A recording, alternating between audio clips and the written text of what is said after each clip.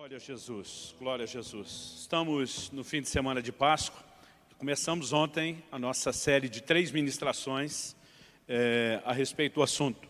Ontem apresentamos Cristo como a nossa Páscoa, o nosso Cordeiro Pascal, e vimos como a Páscoa aponta para a obra do Senhor Jesus na cruz. Hoje eu quero trabalhar nessa segunda ministração os benefícios da Páscoa, o que isso tem trazido e liberado sobre as nossas vidas. E amanhã, no domingo, nós vamos terminar essa série falando a respeito do pós-Páscoa, né, do que é essa celebração além daquele momento inicial. Então, em 1 Coríntios, primeira carta de Paulo aos Coríntios, esse tem sido o nosso texto base para todos esses dias, no capítulo 5, e nos versículos 6 a 8, o apóstolo Paulo diz assim: não é bom esse orgulho que vocês têm. Por acaso vocês não sabem que um pouco de fermento leveda a massa toda? Joguem fora o velho fermento, para que vocês sejam nova massa, como de fato já são sem fermento. Pois também Cristo, nosso Cordeiro Pascal, foi sacrificado. Por isso, celebremos a festa, não com o velho fermento, nem com o fermento do mal e da maldade, mas com pão sem fermento, o pão da sinceridade e da verdade. Não dá para falar da Páscoa sem falar da festa dos pães asmos, né? Logo depois da ceia de Páscoa se seguiam 7 dias, uma semana de festa, de celebração com os pães sem fermento. Então, quando o apóstolo Paulo está falando aqui a respeito do fermento, e esse vai ser um assunto que nós vamos explorar amanhã, ele está falando de algo que tipifica a maldade, o pecado.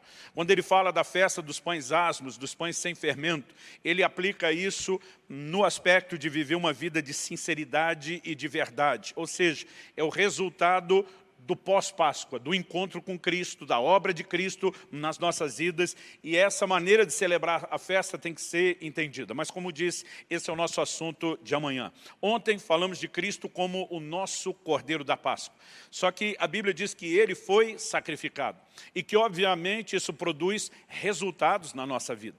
Essa mudança de vida, de deixar o fermento, né, da maldade e da malícia para viver os asmos da sinceridade e da verdade, é parte do resultado dos benefícios do sacrifício de Jesus. E hoje eu quero falar, ontem mostramos toda a tipologia da Páscoa, como ela aponta para Jesus, converge para a obra de Cristo na cruz. Então, hoje eu já quero ir direto no assunto, ainda fazendo alguns paralelos, mas trabalhando melhor a ideia e o conceito dos benefícios que a Páscoa nos proporciona.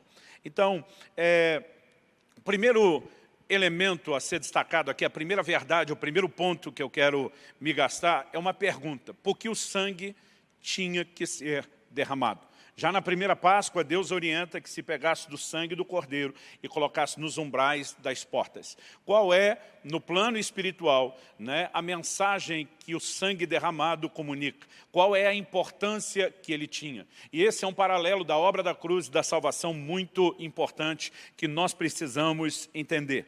Então, antes de mais nada, olhando desde uma fundamentação na qual Deus vinha trabalhando já no Velho Testamento, na Velha Aliança, eu quero ler 2 textos do Velho Testamento, um em Gênesis, outro em Levítico, que fala a respeito do sangue. O primeiro está em Gênesis 9, de 3 a 5, que diz assim: logo depois do dilúvio, Deus está agora falando com Noé. E diferente do que Deus havia dito a Adão lá no começo no Éden, que ele deu toda a erva para alimento, agora Deus permite um avanço, uma mudança no padrão da alimentação, e nós percebemos que a carne dos animais vai ser liberada. Esse é o assunto. Então vamos ler. Tudo que se move e vive servirá de alimento para vocês. Assim como lhes dei a erva verde, agora lhes dou todas as coisas. Carne, porém, com a sua vida, isto é, com seu sangue, vocês não devem comer.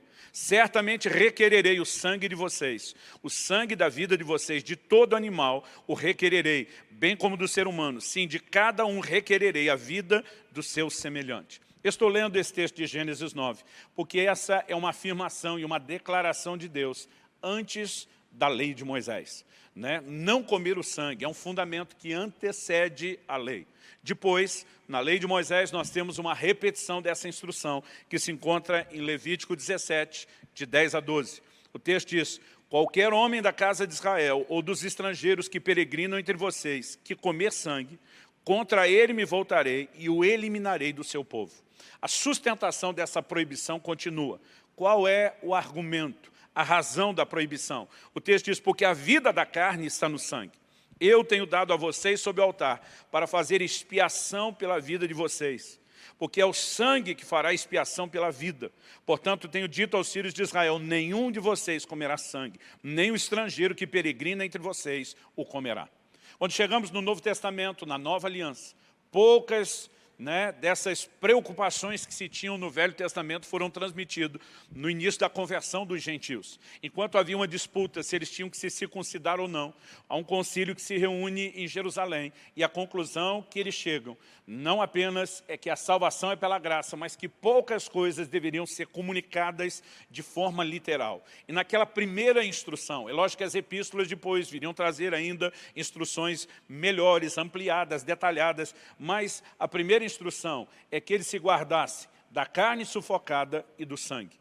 As duas coisas, na verdade, são uma só e eu já vou explicar. Que eles se guardassem dos ídolos e da prostituição. Então, esses 4 mandamentos claros do Velho Testamento são passados para o Novo Testamento de forma literal e imediata. Então, o que era a carne sufocada? Quando um animal era morto, o sangue tinha que ser derramado. Eles não poderiam cozinhar, por exemplo, o animal no seu próprio sangue. Nós no Brasil aqui temos a cultura aí da galinha ao molho pardo, sarapatel, alguns desses pratos onde se cozinha com sangue. A orientação bíblica é que não se coma sangue, não importa a cultura do país, não importa o que seja, e se você não tinha conhecimento disso, é muito importante saber que essa restrição continua. Então a carne sufocada é aquela que foi cozinhada sem o derramamento do sangue.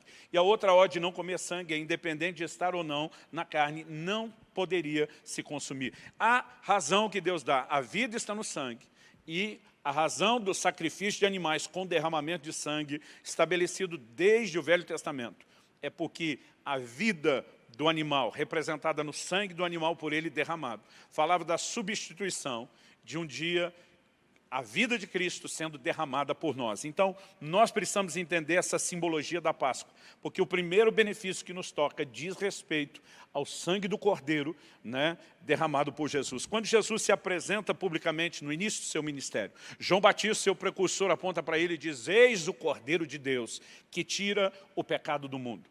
Assim como os animais eram mortos no Velho Testamento e o sangue derramado para fazer expiação pelo pecado, há um paralelo que claramente converge para Jesus e a Bíblia mostra que ele ocuparia esse lugar. Então, Hebreus, capítulo 9, verso 22, diz que sem derramamento de sangue não há remissão de pecados. Nós precisamos entender, normalmente o nosso conceito simplifica a ideia, eu pedi perdão, Deus me perdoa. Mas a razão pela qual o perdão é oferecido é porque a expiação foi feita, um sacrifício foi feito que nos substituiu, então o perdão se torna possível. E nós precisamos entender que ao derramar seu sangue, ao entregar sua vida, Jesus estava pagando uma conta que nós não poderíamos pagar. Deus disse desde o início para o homem, no dia em que você pecar, certamente morrerá. A Bíblia diz, ela claramente aponta para isso, o salário do pecado é a morte. A consequência do pecado é que a morte era exigida. No entanto, se nós fôssemos morrer pelos nossos pecados, nós teríamos uma complicação eterna. Porque, embora houvesse a necessidade da vida ser derramada por conta do pecado, isso não resolveria a nossa situação. Nós, morrendo em pecado, ainda que tentando quitar a conta aqui na terra, estaríamos eternamente perdidos. Isso coloca o homem numa situação complicada, a ponto de no Salmo 49, a palavra de Deus fazer uma afirmação que nós só vamos entender a importância, o peso e o cumprimento dela, quando a obra de Jesus é claramente revelada. No Salmo 49, eu vou ler do 7 ao 9, a Bíblia diz assim, ao irmão, verdadeiramente ninguém o pode remir, nem pagar por ele a Deus o seu resgate, pois a redenção da alma deles é caríssima, e cessaria a tentativa para sempre. Ninguém poderia nem resolver o seu problema, nem o do próximo, porque todos estávamos em pecados. E morrer em pecado significaria selar uma condição de perdição eterna. Essa é a razão pela qual Jesus precisa vir como o Cordeiro que nós apresentamos na mensagem de ontem. Ele é que nos substitui. Ele foi gerado sem pecado, ele viveu sem pecado, ele era o único que poderia entregar a sua vida. né? Jesus não tinha a sua vida requerida pelo preço do pecado como nós temos. Ele diz, eu, de mim mesmo, voluntariamente dou a minha vida. Ninguém pode tirá-la de mim. É por isso que Jesus morre a hora que Ele quer. O Novo Testamento nos mostra que tentaram prendê-lo, tentaram matá-lo antes da cruz e não puderam. E a Bíblia diz porque não era chegada a sua hora. Quando Jesus está na cruz, ele simplesmente brada, Pai, nas tuas mãos entrego o meu espírito, e morreu. Morte por crucificação era uma morte lenta. A ideia dos romanos era justamente infligir muito sofrimento antes que a morte se consumasse. A razão pela qual quebraram as pernas dos dois ladrões, dos dois criminosos crucificados ao lado de Jesus, era para acelerar o processo, porque eles não queriam que a morte demorasse. Mas com Jesus não foi necessário. Aliás, o centurião romano do lado da cruz, quando vê ele dizendo, nas tuas mãos entrega o meu espírito, pende a cabeça, morre, daqui a pouco o perfúrio constata a sua morte, a declaração dele é, este verdadeiramente era filho de Deus, porque ninguém tomava essa decisão, agora estou morrendo. Mas Jesus tinha autoridade, é por isso que ele nos substituiu. Então, o derramar do sangue de Jesus significa que a vida dele estava sendo entregue por nós. Agora, aonde nós vamos entender isso? Nós precisamos olhar a perspectiva correta, né? O Novo Testamento vai falar exatamente dessa obra, de como o sangue de Jesus trouxe redenção, remissão para os nossos pecados. Em Colossenses, no capítulo 2, nos versículos 13 e 14, o apóstolo Paulo aponta claramente esse benefício espiritual para mim e para você, proveniente do sangue derramado de Jesus, o Cordeiro Pascal. Ele diz, quando vocês estavam mortos nos seus pecados e na incircuncisão da carne, Ele lhes deu vida juntamente com Cristo, perdoando todos os nossos pecados e cancelando o escrito de dívida que era contra nós e que constava de ordenança, o qual nos era prejudicial, removeu inteiramente, cravando na cruz. Interessante que a Bíblia não fala só do perdão dos pecados e do cancelamento desse escrito de dívida que eram os nossos pecados, mas a Bíblia diz que Ele nos deu vida.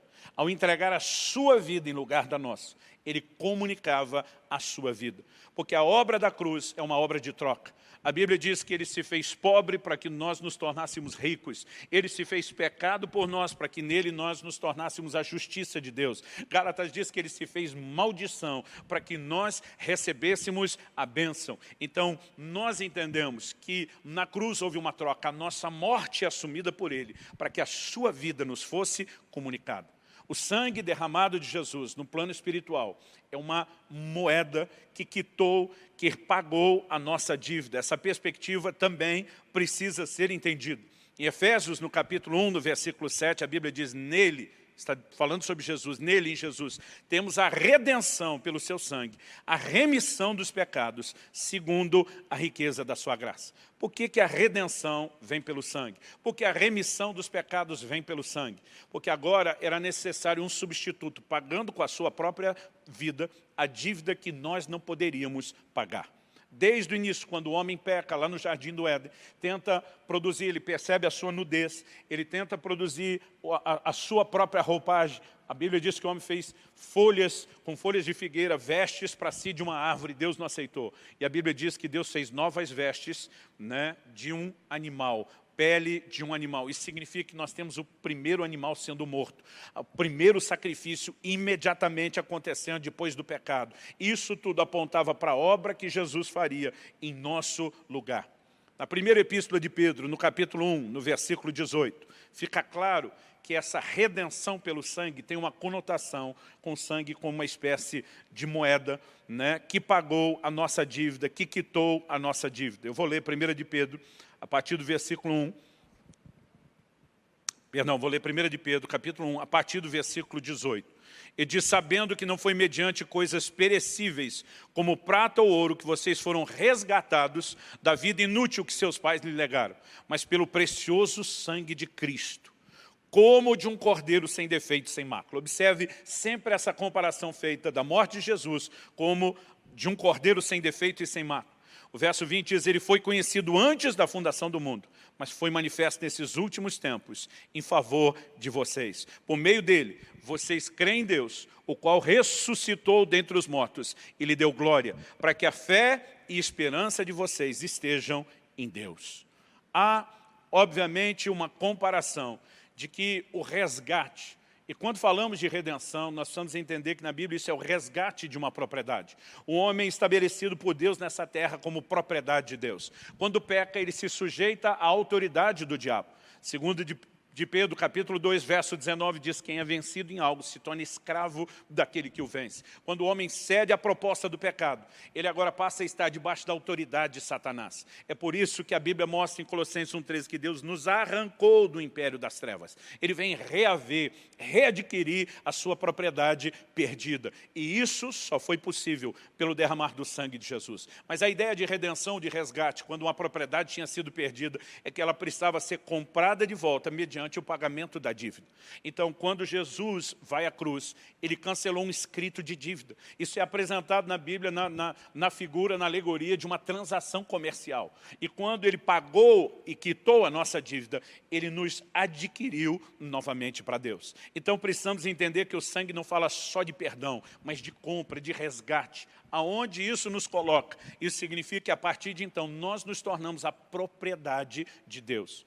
Em Apocalipse, no capítulo 5, nos versículos 9 e 10, nós temos uma declaração num cântico de adoração fantástico, né? A palavra de Deus diz o seguinte: e cantava um cântico novo dizendo: digno és de pegar o livro e de quebrar os seus selos, porque foste morto, e com teu sangue compraste para Deus. Observe a frase compraste. E com teu sangue compraste para Deus os que procedem de toda tribo, língua, povo e nação, e para o nosso Deus os constituístes reino e sacerdotes, e eles reinarão sobre a terra.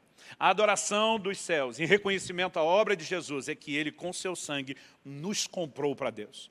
Então, ao dar a própria vida, derramar seu sangue, nos substituindo, pagando a nossa dívida, Ele não só perdoou pecados, Ele não só quitou a dívida, mas Ele nos comprou. Aonde a redenção nos leva? Isso significa que agora nós somos propriedade de Deus, pertencemos a Deus. E quando você olha para a mensagem lá da primeira Páscoa, que Deus diz: coloque o sangue no umbral da porta.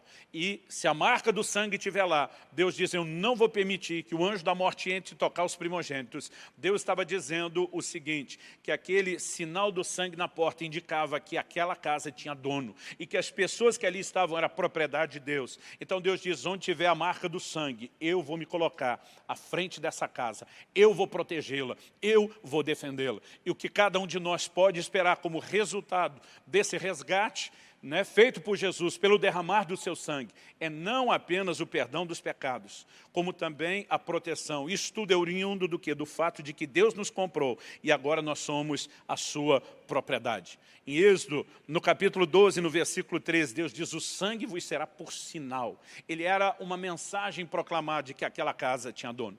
É por isso que hoje podemos entender que o sangue de Jesus, né, nos dá a capacidade de viver debaixo de proteção em relação aos ataques do reino das trevas e nos permite ter vitória sobre o diabo e o reino das trevas. Apocalipse 12, 12, falando do diabo, diz assim: eles o venceram. Fala dos santos vencendo o diabo. Eles o venceram pelo sangue do Cordeiro, pela palavra do seu testemunho e porque não amaram as suas vidas até a morte. O sangue de Jesus nos garante vitória sobre o reino das trevas, porque nós fomos arrancados de lá pelo pagamento dessa moeda do sangue. Ao falar do sangue, nós estamos mandando uma mensagem no reino espiritual, que esse sangue que nos limpou, que nos purificou também, é um selo de propriedade, que diz que nós pertencemos a Deus. Impossível falar dos benefícios da Páscoa sem reconhecer o derramamento do sangue e as consequências que ele produziu na nossa vida. Mas, repito, do que mera e simplesmente pecados perdoados, né? Nós fomos resgatados, comprados por Deus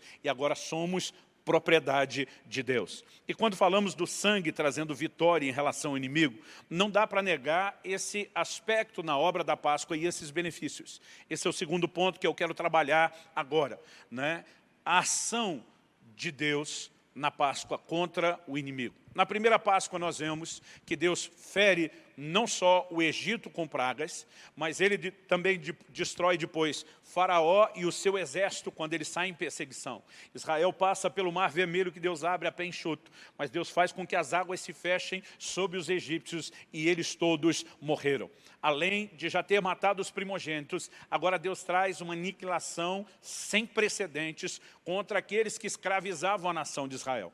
Quando a gente olha o paralelo paralelo disso no plano espiritual. Nós também estávamos escravizados debaixo de um tirano e também vivemos em opressão.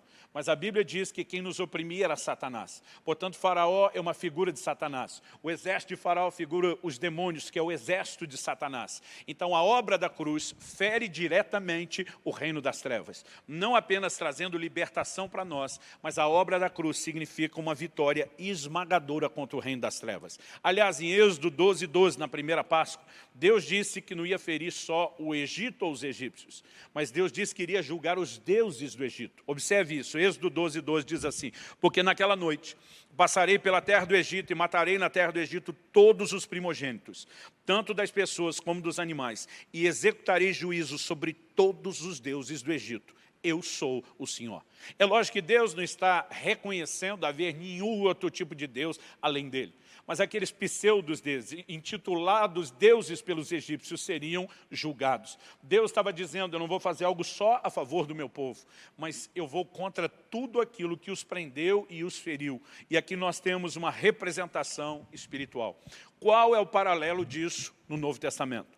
A gente leu agora há pouco Colossenses capítulo 2, versículos 13 e 14, que falam a respeito de como ele nos deu vida, de como ele cancelou o escrito de dívida que havia contra nós. Mas qual foi o resultado de derramar seu sangue para nos dar vida, para cancelar, o escrito de dívida que havia contra nós? Foi uma vitória esmagadora contra o reino das trevas.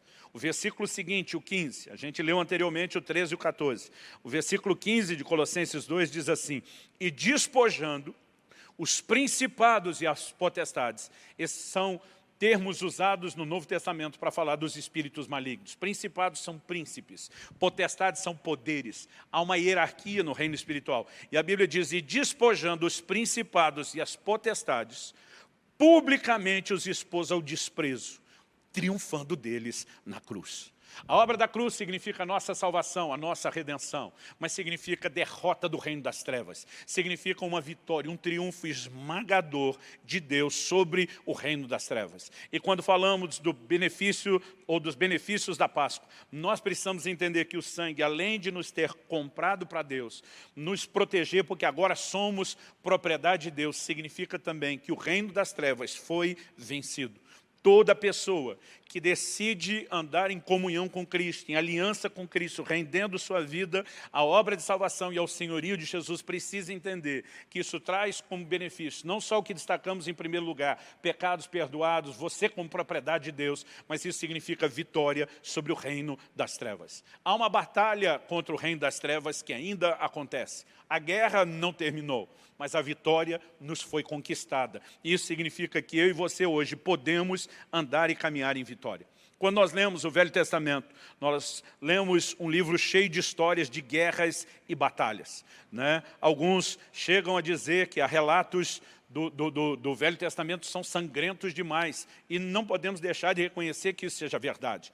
Mas no Novo Testamento, o apóstolo Paulo diz em Efésios, no capítulo 6 e no versículo 12, ele diz, porque a nossa luta não é contra o sangue e a carne. Em outras palavras, ele está dizendo, diferente do povo de Deus do Velho Testamento, nós não temos que travar essas guerras literais. Nós não lutamos contra pessoas. Então lutamos contra o quê, Paulo? Ele continua e diz o seguinte, nossa luta não é contra a carne e o sangue, mas contra os principados, as potestades, contra os dominadores desse mundo tenebroso, contra as forças espirituais do mal nas regiões celestiais.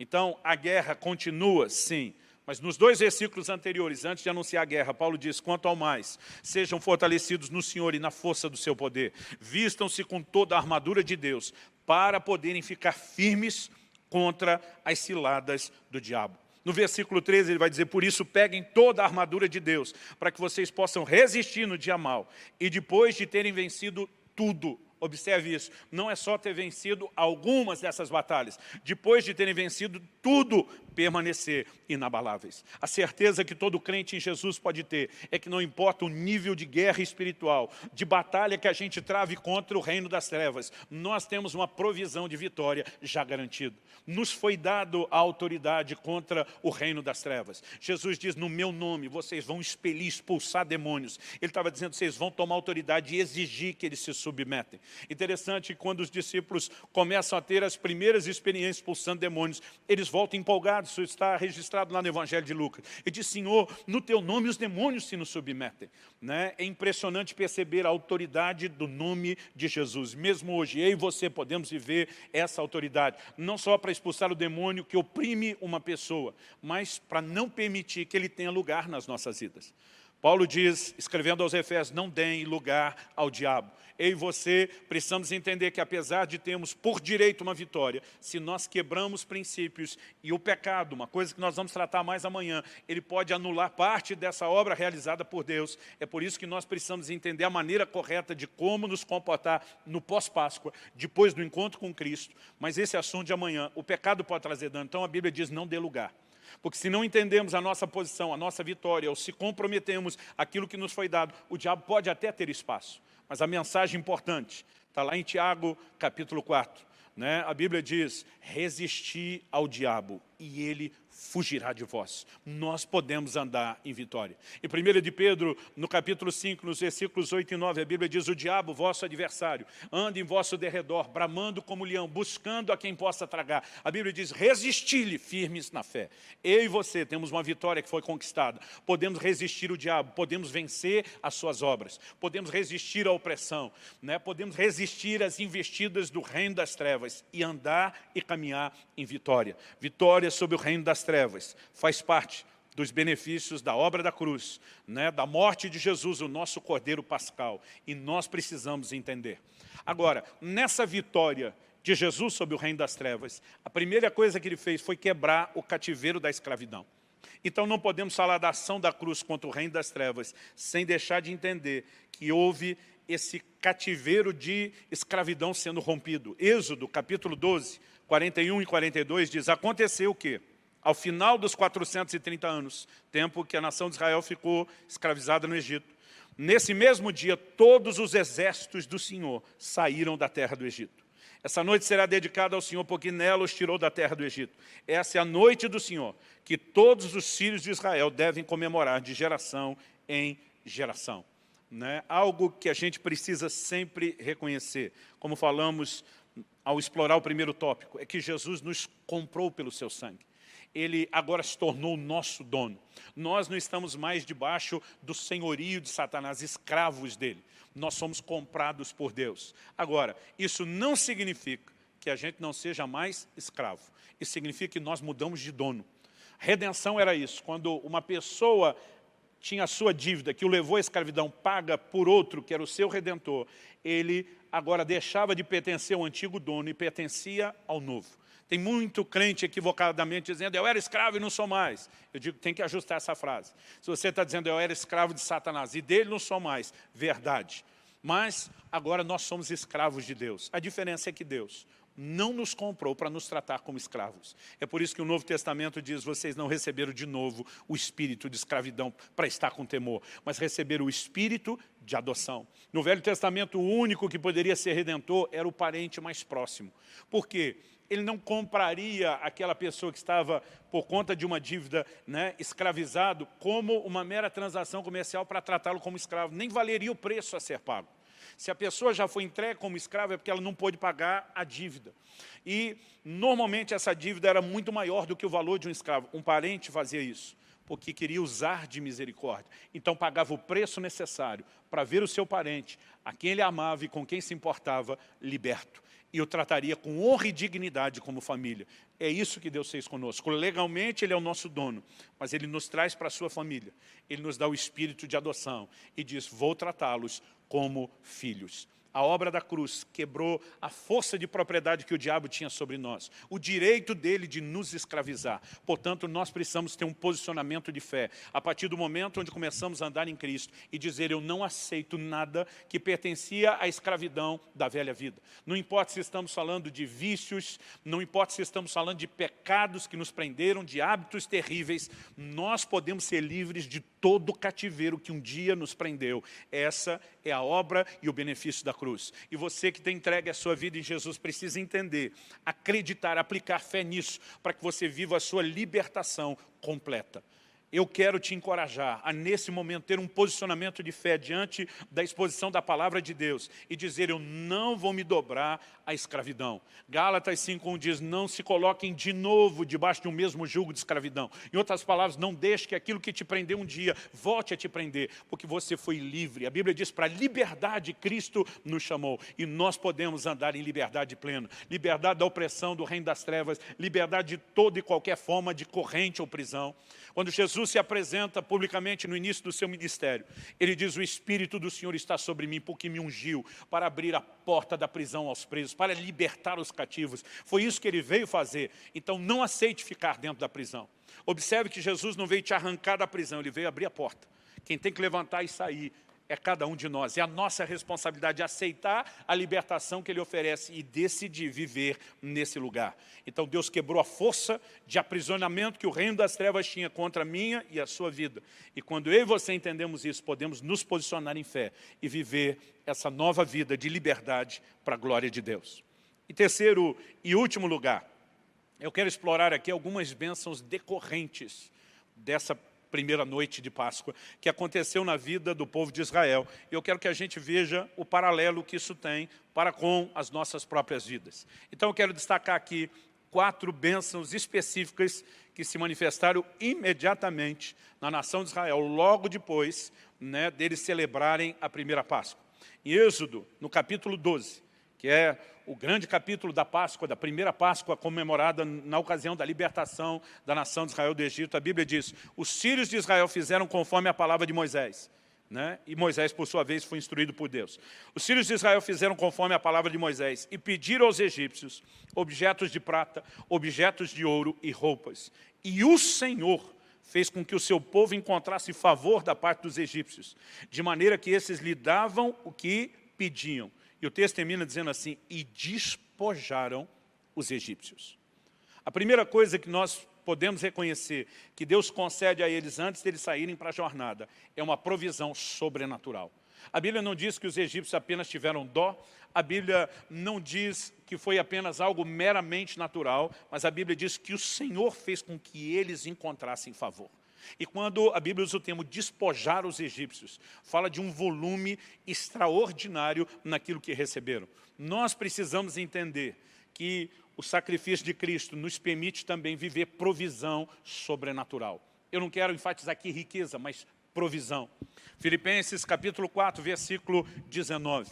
O apóstolo Paulo diz, e eu gosto demais dessa declaração, aliás, eu tenho uma paixão por esses milagres de provisão. Filipenses 4, 19 diz, e o meu Deus, segundo a sua riqueza em glória, há de suprir em Cristo Jesus cada uma das vossas necessidades. Estamos em dias de grande desafio.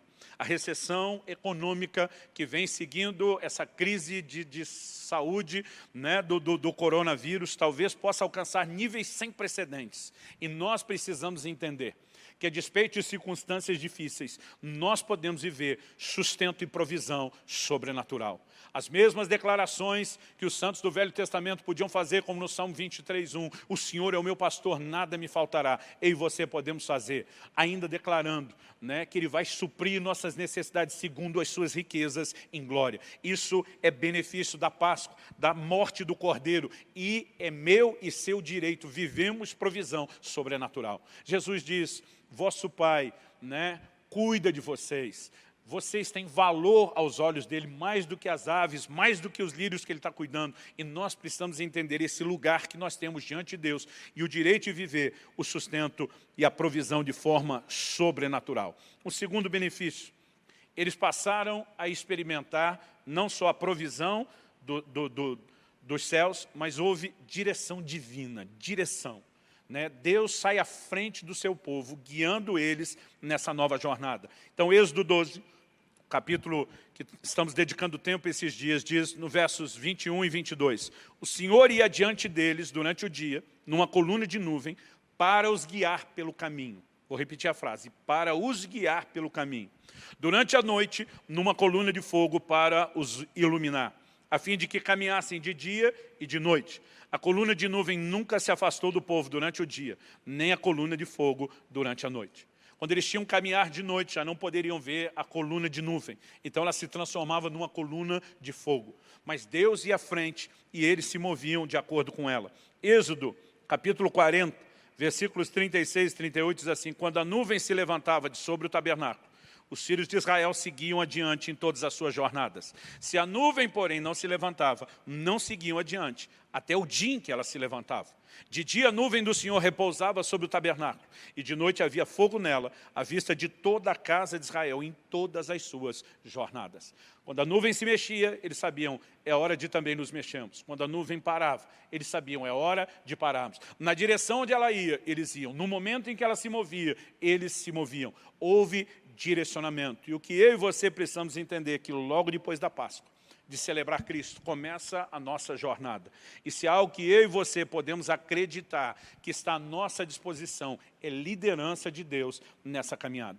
Romanos capítulo 8, versículo 14 diz que os que são guiados pelo Espírito de Deus são filhos de Deus. Eu e você podemos buscar viver uma vida debaixo da liderança de Deus. Obviamente precisamos de rendição. Tem muito crente tentando sair na direção que quer sem esperar a nuvem se mover. O Novo Testamento nos mostra que nós não podemos agir assim. No livro de Tiago, nós vemos ele declarando, né, vocês estão dizendo no seu coração, iremos a tal cidade, né, ali vamos nos estabelecer, negociaremos, ganharemos dinheiro. E diz, em lugar disso, vocês deveriam dizer, se o Senhor quiser, e se vivemos, faremos isso ou aquilo. Em outras palavras, ele está dizendo, não siga o seu próprio caminho, siga a nuvem, siga o Senhor. A nuvem representava a presença de Deus e nós precisamos viver e nos mover de acordo com a nuvem. Não faça apenas seus planos, ore em rendição a Deus para que os planos e a vontade dele se estabeleçam. Busque a liderança do Espírito Santo, porque isso é direito nosso, é consequência ou parte dos benefícios de celebrarmos Cristo, a nossa Páscoa. Em terceiro lugar, falamos primeiro a respeito de provisão sobrenatural, da direção divina em segundo lugar. Terceiro, outro benefício, houve proteção divina. Eu já mencionei isso várias vezes nas duas mensagens, mas eu vou repetir, eu vou enfatizar. Êxodo capítulo 14, versículos 13 e 14, depois o 30, nos mostra que depois que Israel saiu do Egito, Faraó se arrepende de tê-los deixado ir e sai com seu exército atrás. A Bíblia diz, Moisés, porém, respondeu ao povo, não tenham medo. Fiquem firmes e vejam o livramento que o Senhor lhes fará no dia de hoje. Porque vocês nunca mais verão esses egípcios que hoje vocês estão vendo. O Senhor lutará por vocês. Fiquem calmos. No versículo 30, o desfecho, a Bíblia diz, assim o Senhor livrou Israel naquele dia das mãos dos egípcios. Israel viu os egípcios mortos na praia do mar. Algo que nós precisamos entender é que em Êxodo 23, Deus volta a falar de proteção. Ele diz, mas se vocês ouvirem atentamente o que ele disser e fizerem tudo o que eu lhe ordeno, então serei inimigo dos que são inimigos de vocês e adversário dos que são adversários de vocês. Porque o meu anjo irá diante de vocês e os levará aos amorreus, aos heteus, aos cerezeus, aos cananeus, aos heveus, aos jebuseus, e eu os destruirei. Deus está dizendo, eu não só destruí o inimigo que perseguiu vocês antes, eu vou destruir os inimigos que estão adiante de vocês. Eu vou ser inimigo dos inimigos de vocês. Eu vou ser adversário dos vossos adversários. Deus estava dizendo, eu tenho o compromisso de protegê-los. E eu e você precisamos acreditar que hoje eu e você podemos experimentar a proteção divina. Isso é consequência da redenção que fez de nós a propriedade dele e Deus defende aquilo que lhe pertence. Em quarto e último lugar, eu quero falar de um outro benefício. Houve saúde divina se manifestando na vida dos israelitas. Olha essa declaração de Deus em Êxodo 15, 26, logo depois que saíram do Egito. Deus disse, se vocês ouvirem com atenção a voz do Senhor seu Deus, fizerem o que é reto diante dos seus olhos, derem ouvidos aos seus mandamentos e guardarem todos os seus estatutos, nenhuma enfermidade virá sobre vocês. Olha o que Deus está dizendo, nenhuma enfermidade virá sobre vocês, das que enviei sobre os egípcios, pois eu sou o Senhor, aquele que cura vocês. Outra tradução diz, eu sou o Senhor que te sara. Essa palavra no original hebraico é Jeová Rafa, o Senhor que cura, o Senhor que sara. Agora, um pouquinho adiante, em Êxodo 23, 25, Deus diz, adorem o Senhor, o Deus de vocês, e Ele abençoará o pão e a água de vocês. Tirarei as enfermidades do meio de vocês. Na sua terra não haverá mulher que aborte nem estéril. Darei a vocês uma vida longa. Todas essas promessas em consequência da Páscoa e da libertação ocorrida. Salmo 105, 37, quando reconhece a saída de Israel do Egito, diz assim: então fez sair o seu povo com prata e ouro. Isso define qual é o momento que aconteceu, é a saída do Egito. E entre as suas tribos não havia um só inválido. Gente, vamos pensar nisso. A Bíblia diz só dos homens de 20 anos de idade para cima, que puxavam da espada, alistados no exército, eram 600 mil homens de guerra. Se você der para cada um deles uma mulher só, que para a cultura da época era pouco, né? 3 filhos, era muito pouco, só Jacó teve 13, se você contar Diná, a menina, além dos 12 filhos. Se você der para cada um deles uma mulher e 3 filhos, e multiplicar esses homens, então, por famílias de 5, nós estamos falando de 3 milhões de pessoas. Nós temos aí pelo menos uma Curitiba e meia, era muita gente. Só que a Bíblia diz, não houve entre eles um só inválido. Então, houve uma intervenção sobrenatural. Quando olhamos para as declarações do Novo Testamento, da obra da cruz, aquilo que Isaías, um dos profetas mais messiânicos do Velho Testamento, diz, que ele verdadeiramente levou sobre si não só as nossas iniquidades, mas as nossas enfermidades. Isso é aplicado em Cristo Jesus, na obra da cruz, e aquilo que ele veio fazer por mim e por você. O apóstolo Pedro, ele faz essa declaração no Novo Testamento. E diz em 1 de Pedro, capítulo 2, verso 24, carregando ele mesmo em seu corpo sobre o madeiro os nossos pecados, para que nós, mortos para o pecado, vivamos para a justiça. E daí ele repete a segunda parte, o segundo benefício. Pelas feridas dele, vocês foram sarados. O Salmo 103 diz, bendize, ó minha alma, ao Senhor, e não se esqueça de nenhum só dos seus benefícios. É Ele quem perdoa todas as tuas iniquidades, mas é Ele quem sara todas as tuas enfermidades. É quem redime a tua vida da cova, é quem te coroa de graça e de benignidade.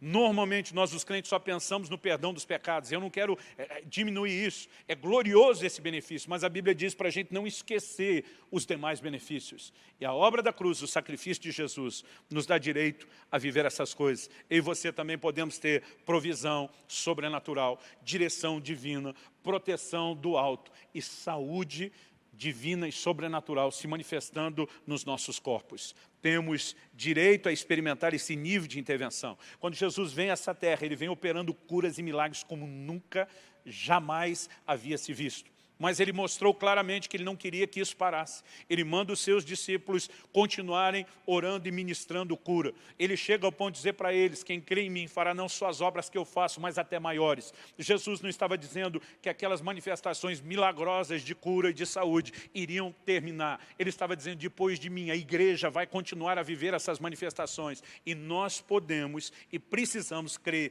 e nos apropriar disso. Em dias onde tantos estão assustados, nós precisamos entrar no lugar de uma fé sobrenatural e começar a declarar em linha com o Salmo 91, praga nenhuma chegará à minha tenda. Nós podemos crer na proteção de Deus, nós podemos crer em saúde divina, nós podemos crer em cura. E, de alguma forma, alguns levam isso ao extremo, a ponto de acreditar que, então, vão espiritualizar tudo e não cuidar da sua saúde. Não é disso que estamos falando.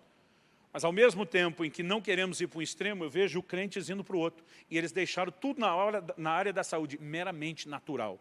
Eu acredito que continuamos tendo essas responsabilidades. E nossa instrução nesses dias, né, desse vírus é que você tome todo o cuidado e prevenção. Mas nós também não podemos excluir o sobrenatural. Nessa hora, a igreja pode ver intervenções de Deus e dos céus como nunca antes. Mas precisamos, assim como Jesus, antes de curar as pessoas, dizia, seja feito conforme a sua fé. Precisamos entrar nesse lugar de fé. E já que a fé vem por ouvir a palavra de Deus, precisamos falar desses benefícios e ensinar os crentes a entender os direitos que eles têm a partir da obra da cruz. Entendendo esses benefícios, eu aqui quero encerrar e concluir, chamando a sua atenção para o resultado e o propósito da Páscoa. Isso faz com que a nação de Israel deixe de ser escravo de Faraó e agora se torne o povo de Deus. Eles se tornam o povo de Deus, né? E não podemos falar a respeito da cruz e de Jesus, porque alguns querem falar de Jesus em quem ele crê, em quem ele pega uma bênção, mas onde não precisa ter nenhum compromisso com Deus. Deus estava dizendo, eu quero os meus sacerdotes na terra, eu quero um povo de propriedade particular. O texto que já lemos de Êxodo, O Senhor diz, agora, pois, se ouvirem, Êxodo 19, 5 e 6, se ouvirem atentamente a minha voz e guardarem a minha aliança, observe, guardar a minha aliança, que isso é compromisso, vocês serão a minha propriedade peculiar dentre todos os povos. Deus está dizendo, eu quero que algumas pessoas nessa terra que decidam andar comigo sejam meus, como os demais não são. Isso significa não só pertencer a Ele no sentido de uma propriedade que Ele cuida, mas de entender comprometimento. Deus diz, porque toda a terra é minha e vocês serão para mim um reino de sacerdotes e uma nação santa. Todo crente que entende a obra da cruz, o que o Cordeiro Pascal fez por nós, ele não só firma uma aliança com Jesus, mas ele diz, eu vou viver para estender o teu reino nessa terra, eu vou ser um sacerdote seu, eu vou ser alguém que te serve. E uma outra coisa que não podemos deixar de destacar, é uma frase que Faraó ouviu várias vezes da boca de Moisés. Deixa meu povo ir, para que me adore. Êxodo 7,16 é uma dessas várias referências. Deixa meu povo ir, para que me adore. Qual é o propósito da redenção? Isso não apenas nos coloca no lugar de ser propriedade de Deus, mas Deus não quer nos tratar como objeto. Deus quer que nesse lugar de pertencer a Ele, a gente viva comunhão e intimidade em níveis profundos. Quando eu olho para o paralelo do Novo Testamento, nós vemos exatamente a repetição das mesmas coisas. Em 1 de Pedro 2,9, nós lemos, vocês, porém, são geração eleita, sacerdócio real, nação santa, povo de propriedade exclusiva de Deus. Para quê? A Bíblia diz, a fim de proclamar as virtudes daquele que o chamou das trevas para a sua maravilhosa luz. Proclamar as virtudes de Deus começa em adoração, nós reconhecemos quem Ele é, mas também se estende e termina com nós decidindo sermos esses sacerdotes que Deus quer para tocar e abençoar toda a terra, e falar de Deus e dessa obra extraordinária, e de como Ele nos tirou das trevas para a sua maravilhosa luz. Se você se compromete com Cristo, você precisa entender que pertence a Ele, viver exclusivamente para Ele, mas também viver para anunciar as suas virtudes. Tanto entrando no lugar da adoração e da intimidade, reconhecendo a grandeza de Deus, como compartilhando o Evangelho com as pessoas. Todas essas verdades já nos vinham sendo reveladas desde as figuras do Velho Testamento, na obra que Jesus realizou lá na cruz em nosso favor. E antes de terminarmos, e orarmos juntos, eu quero, em primeiro lugar, chamar a sua atenção para pensar a respeito de como você tem respondido a Jesus, o Cordeiro Pascal. Você tem se apropriado da morte dele. Mencionamos na palavra anterior que quando eles colocavam o sangue nos umbrais da porta, ele está dizendo, o Cordeiro que representa Cristo foi imolado, o sangue que representa a vida dele para a nossa redenção foi vertido. Mas ao pegar daquele sangue e colocar na sua casa, a pessoa está dizendo, aquilo que é uma provisão universal, eu me aproprio no nível pessoal. E se você ainda não fez essa apropriação, eu quero desafiar você a fazer isso agora mesmo.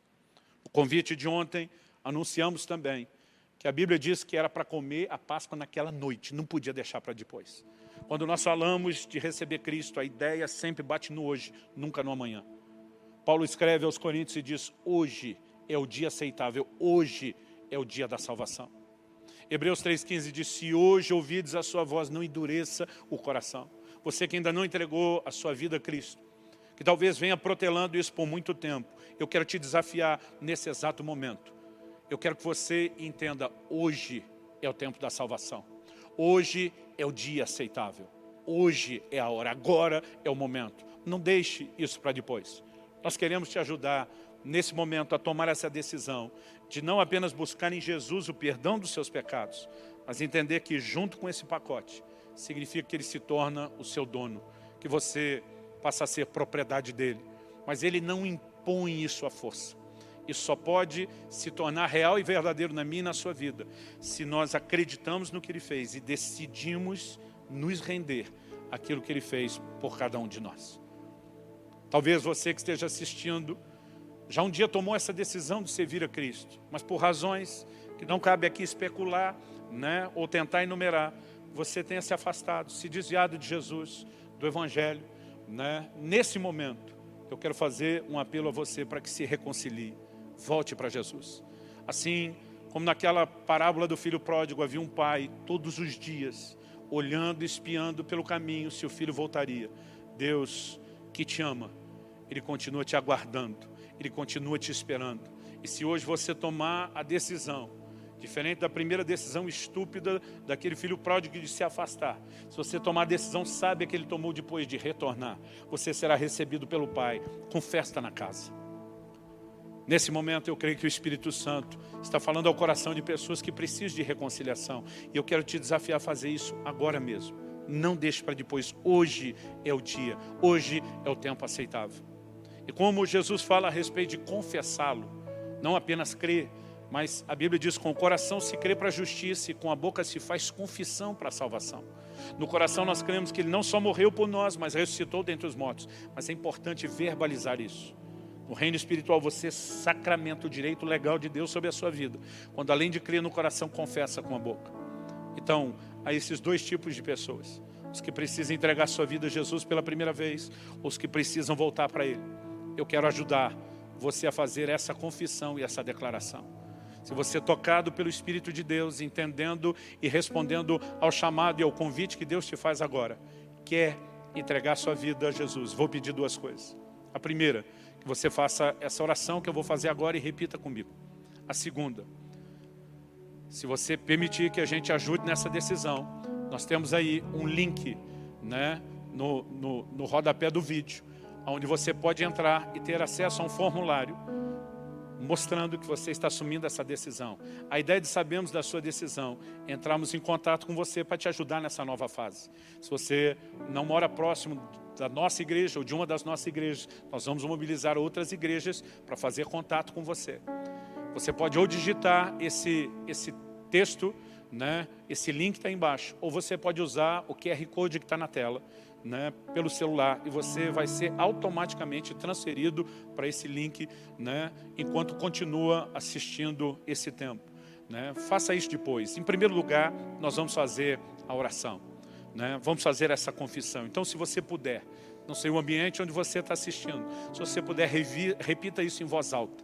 Se por alguma razão você estiver limitado na questão do barulho, né, fale isso em voz baixa, mas verbalize isso. Eu vou falar de forma pausada para que você possa repetir depois de mim, né? Se você, de forma honesta e sincera, consegue acreditar naquilo que eu estou falando para fazer disso as suas palavras, então repita depois de mim. Diga assim: Senhor Jesus, eu reconheço hoje a minha condição de pecador, mas reconheço em Ti o Salvador e o Redentor. Eu te agradeço por ter dado a sua vida por mim.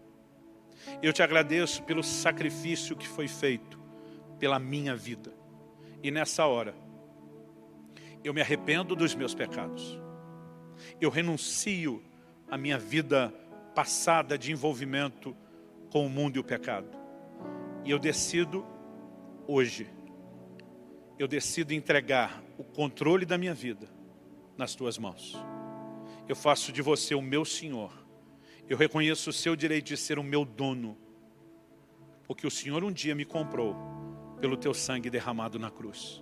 E nessa hora eu me submeto a Ti e eu recebo pela fé o perdão dos meus pecados. Eu recebo o meu direito de ser filho na família de Deus. Eu declaro que, de acordo com a Tua palavra, eu me torno uma nova criatura. As coisas velhas passam hoje e tudo se faz novo. A partir de hoje, eu entro em aliança com Jesus e eu viverei uma nova vida. Eu invoco o nome de Jesus e a salvação plena que há nesse nome. Amém. Pai, eu oro por cada uma dessas pessoas que acabaram de fazer essa confissão. Eu oro que o poder do Teu Espírito Santo as envolva nesse exato momento. Eu oro que toda prisão maligna seja quebrada e desfeita na autoridade do nome de Jesus. Eu quebro agora toda a autoridade do reino das trevas contra qualquer uma dessas pessoas e as declaro libertas, livres na presença de Deus. Declaramos um novo começo. Oramos que a graça do Senhor os envolva, que a ação e a liderança do Teu Espírito Santo se manifeste e que eles passem a experimentar essa nova vida, o sobrenatural de Deus, em nome de Jesus. Aleluia, Glória a Deus. A Bíblia diz que quando um pecador se arrepende, há festa nos céus. Estamos nesse formato de cultos online durante o período de isolamento social, né? E não podemos reproduzir nesse momento a festa que gostamos de fazer quando todo o nosso povo está reunido e as pessoas vêm à frente tomar essa decisão. Mas é importante que você saiba que nesse momento há muitos dos seus irmãos de uma grande família que você não conhece se regozijando pela sua decisão. Os céus estão em festa e agora você pode se tornar parte dessa família festiva. Se você puder, ao tomar essa decisão, preencha essa ficha. Isso vai nos permitir te ajudar. Que Deus te abençoe ricamente. Nós vamos encerrar com mais um momento de canção e celebração a Deus por essa bendita Páscoa que é Cristo Jesus, nosso Senhor, e o que Ele fez por nós. E vamos tomar posse daquilo que Ele tem nos disponibilizado. Eu creio que ainda antes dessa reunião encerrar, você pode experimentar um toque, uma intervenção de Deus na sua vida. Talvez você precise de cura, talvez você precise de vitória numa área específica. Enquanto celebramos Cristo, nosso Cordeiro Pascal, e os benefícios da sua morte, algo pode ser experimentado e vivido. Então faça isso de todo o coração. Amanhã, continuamos com a terceira e última palavra da série, falando do pós-Páscoa e a festa que se segue. Deus te abençoe.